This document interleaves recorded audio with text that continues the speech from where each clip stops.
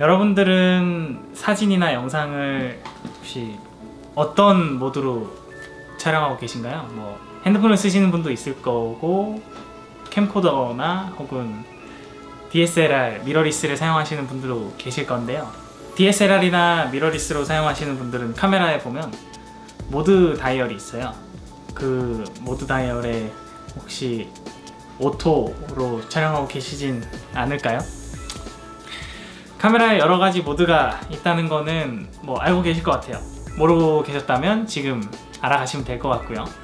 오늘은 이제 그 모든 것들을, 카메라의 모든 것들을 이제 조작할 수 있는 매뉴얼 모드로 찍기 위한 기본 중의 기본, 카메라 노출의 3요소, 조리개, 셔터 스피드, 그리고 ISO에 대해서 이야기해 보도록 하겠습니다.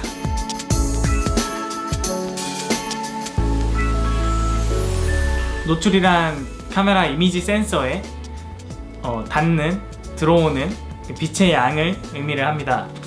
그 이미지 센서에 빛이 지나치게 많으면 노출 과다라고 하고, 그 이미지 센서에 닿는 빛이 또 지나치게 적으면 노출 부족이라고 이야기합니다. 이미지 센서에 닿는 빛이 적당하면 적정 노출이라고 이야기를 하죠. 지금 이 영상은 노출이 과다한 거고요. 보시는 바와 같이 밝고 흰색이 많고, 표현을 할 때 날아갔다 라고들 표현을 하고, 뭐 보정을 해도 디테일을 살리기 어렵죠. 그리고 이 영상은 그 노출이 부족한 영상이에요.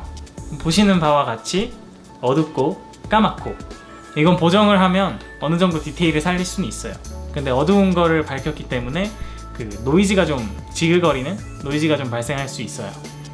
그래서 이게 바로 노출이 적당한 영상입니다. 안정적이죠? 뭐 말씀을 해드릴 필요도 없어요. 보시면 알아요.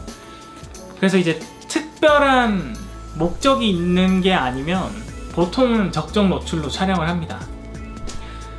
요즘은 스마트폰도 그렇고 카메라가 좋아서 자동 또는 프로그램 모드로 찍으면 적정 노출로 알아서 맞춰줍니다.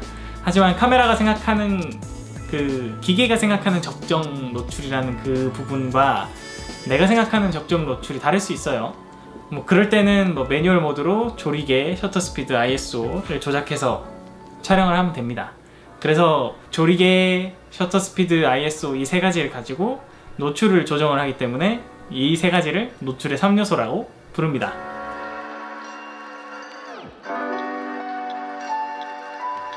먼저 조리개란 그 렌즈의 유효한 직경을 좀 변화를 시켜주는 역할을 합니다. 사람으로 치면 눈의 동공과도 같은 역할입니다. 좋아졌다가 넓어졌다가, 어두운 데서는 이렇게 밝혀줘야 빛이 많이 들어오고요, 밝은 데서는 이렇게 쪼아줘야 빛이 적게 들어오겠죠. 이런 식으로 조절을 하는 거예요. 우리가 밝은 곳에서 갑자기 어두운 곳으로 들어가면 보이지 않다가 서서히 이제 보이게 되죠. 이러한 현상을 적응시라고 부르는데요. 눈의 동공이 커지게 되고 망막에 맺히는 빛의 양이 많아지기 때문에 이런 현상이 생깁니다. 반대로는 이제 밝은 곳에서 동공이 작아지게 되는 뭐 그런 거죠. 어두운 곳에 있다가 밝은 곳으로 갑자기 나가면 넓혀져 있던 동공이 이렇게 좁아져서 갑자기 뭐 눈이 부시게 되는 그런 거를 이제 얘기를 하는 거죠. 조리개는 이제 우리의 눈이랑 같은 역할을 하는데요. 조리개를 열어주면 빛의 양이 많아지고, 조리개를 닫아주면 빛의 양이 좁아집니다. 조리개 열리고 닫히는 거를 수치로 표현을 하는데, 그 수치 간의 간격을 원스탑, 한스탑, 1스탑 뭐 이런 식으로 표현을 합니다. 빛이 많고 적음을 한 스탑 단위로 이제 조리개를 열고 닫아가면서 조절을 할 수 있습니다. 조리개는 빛의 양뿐만 아니라 피사계 심도를 조절할 수 있습니다.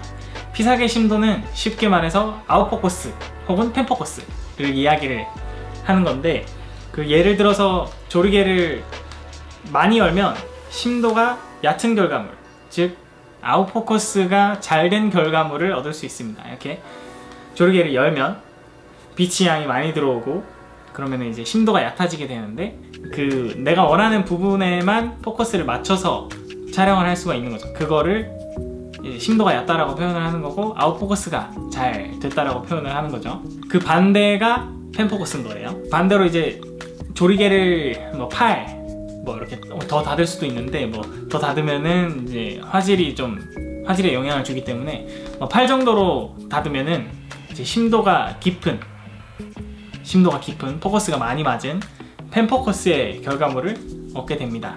머리로 외우세요. 저도 머리로 외웠던 것 같아요. 카메라를 사용하다 보면은 자연스럽게 익숙해지기도 하고요. 뭐.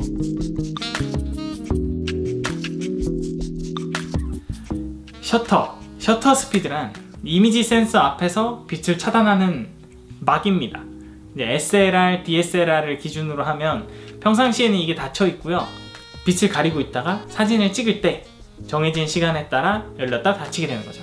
이 열리는 순간에 빛을 받아들여서 그때 맺혀진 상을 사진이라고 하고 이 열렸다 닫히는 이 시간을 셔터 스피드라고 하는 거죠. SLR하고 DSLR에는 이 막이 거울로 되어 있어요.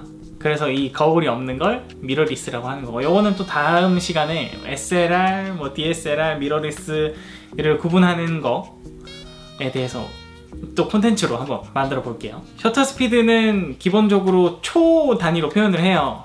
60분의 1초 뭐 이런 식으로 표현을 하죠. 200분의 1초. 셔터 스피드 역시 조리개랑 마찬가지로 이제 한 스톱, 두 스톱 그렇게 표현을 합니다. 셔터 스피드가 느려지면 빛이 많이 담기고, 그쵸? 셔터 스피드가 느려지면 천천히 열렸다 닫히니까 이미지 센서에 빛이 많이 담기게 되겠죠? 셔터 스피드가 빨라지면 빛이 적게 들어오겠죠? 이런 원리를 이용해서 카메라 노출의 정도를 조절을 하는 건데요. 셔터 스피드가 길어지면 카메라에 이제 상이 맺히는, 이미지 센서에 상이 맺히는 시간이 길어지기 때문에 움직이는 물체를 찍게 되거나 뭐 사람이 움직이고 있다라고 하면 이 움직임이 같이 상에 맺히게, 이미지 센서에 맺히게 되겠죠. 그래서 이러한 원리를 이용해서 사진을 찍기도 합니다. 뭐 대표적으로 빛의 움직임을 담는 야간 사진, 그런 것들 있죠. 뭐 이렇게 별을 그리신다든가 옛날에 뭐 LOVE 막 그려서 사진 찍고 했잖아요. 반대로 빠르게 움직이는 물체를 정확하게 담아야 하는 현장, 뭐 혹은 뭐 예를 들면 뭐 스포츠 경기가 될 수도 있고 새를 찍으시는 분들, 뭐 그런 현장에서는 셔터 스피드를 빠르게 해야겠죠. 그래야 정확한 움직임이 담긴 사진이 아닌 딱 정지된 사진을 얻을 수가 있으니까요.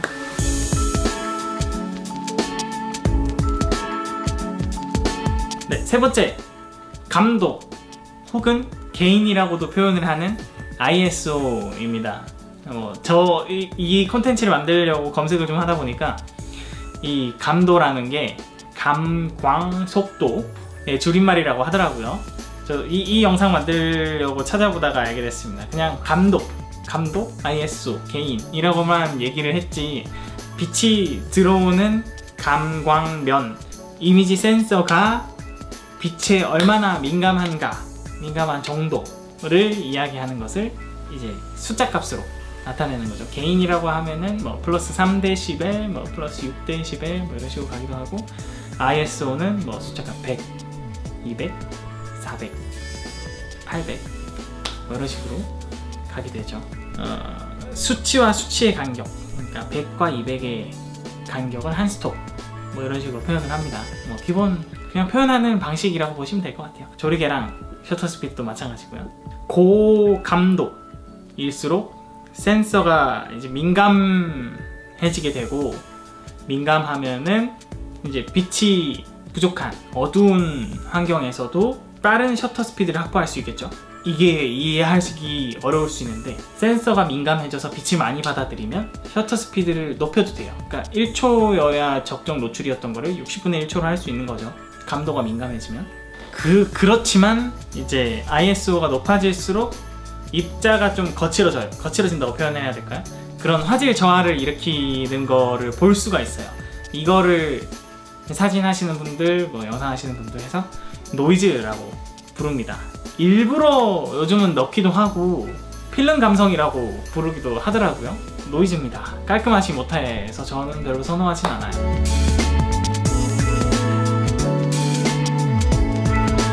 지금까지 공부한 조리개, 셔터 스피드, 그리고 ISO 요 세 가지 모드를 다 이제 내가 원하는 대로 조작할 수 있는 모드가 매뉴얼 모드라고 하는데요. 그래서 사진을 찍다 보면은 너무 밝거나 너무 어둡거나 뭐 이런 식으로 해서 어려움을 겪는 경험을 합니다. 자동 모드로 앞만 찍어봐야 마음에 드는 사진을 찍기 어려울 수도 있어요. 역광이거나 역광일 때 이제 인물과 배경과의 그런 걸 얼마나 더 살릴 수 있는지, 역광일 때 그냥 딱 찍었더니 뒤에 빛에 적정 노출을 하게 돼서 얼굴이 엄청 어두워진다거나, 아니면 반대로 얼굴에 적정 노출을 맞춰서 뒤에가 다 날아가면서 여기 주변도 다 날아가거나 그렇게 될 수도 있죠. 오토 모드로 했을 때 이걸 알아서 잡아주기 때문에 오히려 좋은 사진이 나올 수도 있는데 그거는 실력이 아니라 카메라에 기댄 그런 운이라고 저는 생각을 해요.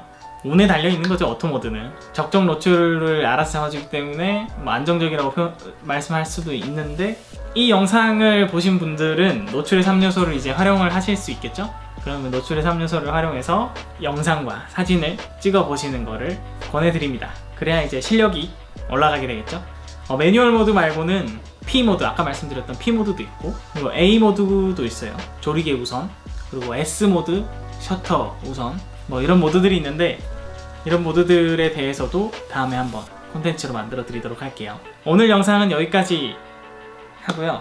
오늘 영상이 도움이 되셨다면 구독과 좋아요 그리고 알람 설정까지 부탁드립니다. 다음에는 또 다른 콘텐츠로 찾아뵙도록 하겠습니다.